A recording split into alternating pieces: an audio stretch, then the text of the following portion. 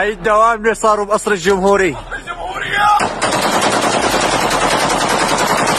Pada 8 Desember 2024 kemarin, Damaskus telah sepenuhnya dikuasai oleh kelompok Hayat Tahrir al-Syam, berikut dengan kawasan-kawasan penting lainnya. Hal ini menandakan telah runtuhnya kepemimpinan Bashar al-Assad yang selama 50 tahun lebih telah berkuasa di Suriah. Banyak orang yang turun ke jalan dan merayakan hal tersebut, merasa telah terbebas dari dominasi pemimpin yang sekian lama tak mereka setujui. Keberhasilan HTS bukan semata-mata tiba-tiba saja terjadi. Walaupun berlangsung dalam waktu yang cukup singkat, yakni hanya dalam 12 hari saja mereka dapat menggulingkan pemerintahan, tapi mereka pun harus menghadapi pasukan tentara Suriah sebelumnya. Jika demikian, sekuat apa sebenarnya HTS ini? Sampai-sampai tentara Suriah yang mendapat bantuan dari Rusia pun kewalahan dan takluk.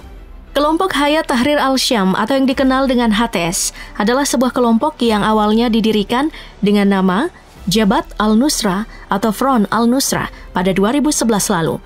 Awalnya kelompok ini berafiliasi dengan kelompok bernama Al-Qaeda. Kemudian, pada tahun 2016, Abu Muhammad al-Jawlani yang merupakan pemimpin HTS memutuskan untuk memisahkan diri dari Al-Qaeda dan mengganti nama Al-Nusra menjadi Hayat Tahrir al-Syam. Hayat Tahrir al-Syam ini dapat diartikan sebagai kelompok gerakan pembebasan Suriah Raya yang merupakan kelompok yang dibentuk demi tujuan besar, yakni menggulingkan kekuasaan Presiden Suriah Bashar al-Assad dan ingin membangun pemerintahan Islam fundamentalis di Suriah. Sekian lama HTS berkembang menjadi kelompok terkuat di Suriah. HTS telah menyebarkan kekuatan ke provinsi Idlib dan Aleppo dengan terus berusaha menyingkirkan kelompok lain yang dianggap sebagai pesaing, termasuk diantaranya kelompok Al-Qaeda dan ISIS. HTS berkeinginan untuk menguasai dan memimpin wilayah-wilayah yang saat ini dikuasai oleh pemerintah Suriah. Diketahui bahwa kurang lebih 13 tahun, HTS dipimpin oleh Ahmed Hussein al-Sarraj atau yang lebih dikenal sebagai Abu Muhammad al-Jawlani. Jawlani merupakan pemimpin HTS yang lahir di Suriah. Ia berasal dari sebuah keluarga yang melarikan diri dari dataran tinggi Golan setelah perang yang terjadi pada 1967, tepat ketika Israel menduduki daerah pegunungan tersebut. Jawlani pernah terlibat dalam pemberontak melawan pasukan koalisi Amerika Serikat yang terjadi pada tahun 2003. Lalu 3 tahun setelah itu, Jawlani ditahan di beberapa penjara yang dikelola Amerika Serikat dan Irak. Ia pun dibebaskan pada tahun 2011, lalu kembali ke Suriah untuk memimpin operasi Al-Qaeda dan kemudian mendirikan HTS. Kekuatan militer HTS nyatanya bukanlah sesuatu yang dapat diremehkan. Dikabarkan bahwa di serangan pertama HTS dari bentengnya di Idlib di barat lalu di Aleppo, terdapat kendaraan lapis baja dan tank dari pemerintah yang dihancurkan oleh sebuah pesawat tanpa awak. Salah satu strategi cerdas yang dipadukan dengan alat canggih milik HTS. Salah satu hal yang sangat menonjol dan penting lainnya adalah adanya unit dengan kemampuan luar biasa yang dikenal dengan sebutan Brigade Merah. Brigade ini akan diberi instruksi dan pengkondisian ekstra sebelum dikerahkan sebagai unit yang sangat mobile di belakang garis musuh. Para anggota brigade ini merupakan orang-orang terlatih yang selalu berhasil selamat dalam pertempuran bertahun-tahun dan ekstrim sekalipun. Mengenai senjata yang digunakan oleh kelompok HTS, tidak dapat dipastikan jenis apa. Akan tetapi berdasarkan pernyataan dari salah satu tentara Suriah kepada kantor berita negara, SANA, beberapa waktu sebelumnya, ia menyebutkan bahwa pasukan dalam jumlah besar dengan senjata sedang dan berat hendak menyerbu ke berbagai wilayah Suriah dan lokasi militer.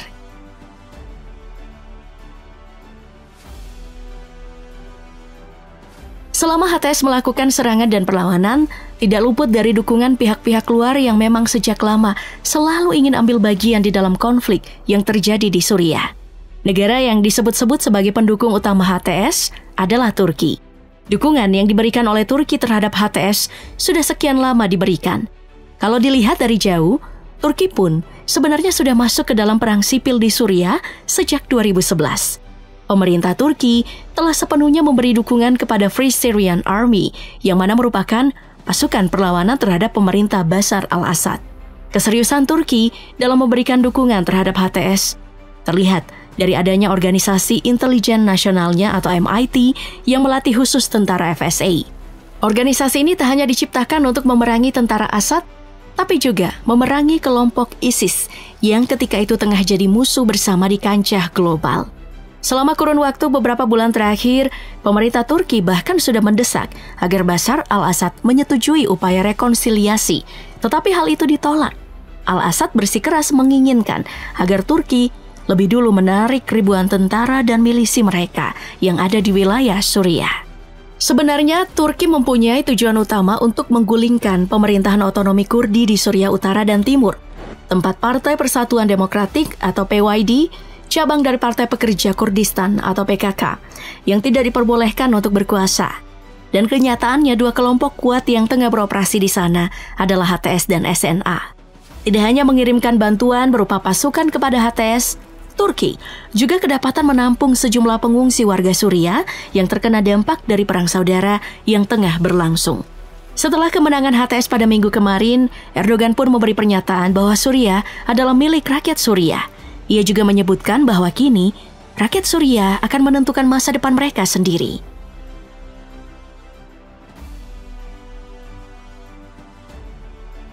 Selain Turki, negara lain yang memberikan dukungannya kepada kelompok yang melawan Bashar al-Assad adalah Amerika Serikat. Sebenarnya secara detail, dukungan Amerika Serikat tak hanya ditujukan kepada HTS, melainkan untuk mencegah kebangkitan kembali ISIS atau Al-Qaeda. Joe Biden mengatakan bahwa pasukan Amerika Serikat akan tetap berada di Suriah Timur Laut, tempat mereka mendukung pasukan pertahanan Suriah yang dipimpin Kurdi melawan ISIL atau ISIS.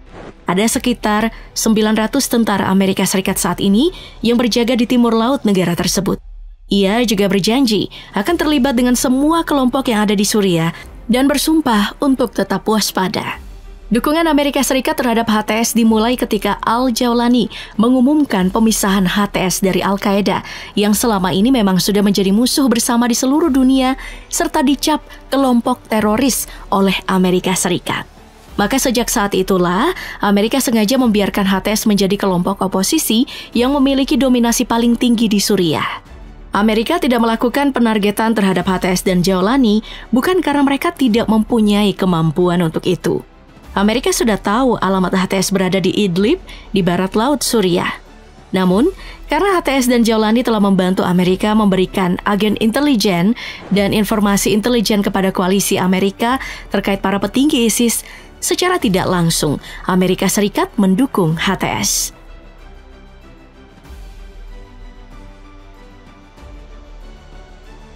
Sudah sejak lama Israel tampaknya ingin masuk dan mengambil alih sebagian wilayah Suriah. Setelah kemenangan HTS di Damaskus, timbul sebuah pernyataan dari Benjamin Netanyahu yang menegaskan bahwa dataran tinggi Golan yang telah diduduki oleh Israel selama hampir 60 tahun akan menjadi milik Israel seutuhnya. Peran Israel yang cukup besar dapat terlihat di sini ketika Israel menghancurkan aset Angkatan Laut Suriah di Latakia setelah menghancurkan sebagian besar Angkatan Udara Suriah beserta sistem pertahanannya. Salah satu operasi udara terbesar yang pernah ada. Nah, terkait hal ini sebelumnya juga sempat beredar mengenai seorang perempuan bernama Elizabeth Zurkov. Nah, Zurkov yang seorang mahasiswa doktoral berusia 37 tahun yang karyanya itu berfokus pada Timur Tengah dan khususnya Suriah dan Irak, sempat membeberkan mengenai adanya operasi rahasia Israel di Suriah dan Irak. Ia bahkan sempat dikabarkan menghilang karena diduga mengalami tindakan penculikan. Israel juga sempat memberi pernyataan bahwa mereka telah melakukan serangan udara terhadap sistem senjata strategis di dalam Suriah dan bahwa operasi pasukan darat di wilayah Suriah merupakan langkah terbatas dan sementara. Berdasarkan informasi dari Times of Israel, Karmit Valensi, selaku Kepala Program Arena Utara di Institut Studi Keamanan Nasional di Tel Aviv, mengatakan bahwa alasan utama keberhasilan serangan pemberontak baru-baru ini karena adanya akibat dari operasi militer Israel melawan Hezbollah dan Iran yang dimulai sejak 8 Oktober 2023. Ia menduga bahwa HTS melihat suatu perlemahan sekutu strategis Suriah. Ia juga menambahkan bukti mengenai hal tersebut, bahwa banyak pejuang Hezbollah dipindahkan dari Suriah untuk menghadapi invasi darat Israel di wilayah Lebanon. Nah, kemudian ada pula pernyataan dari seorang komandan pemberontak yang tidak berusaha menyembunyikan mengenai hubungan serangan dan operasi militer Israel di Iran.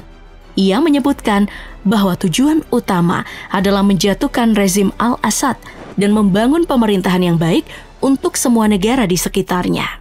Isu keterlibatan Israel secara masif di dalam HTS dan konflik Suriah pun dipicu pula dari narasi yang belakangan ini sempat muncul ke permukaan, yaitu Greater Israel.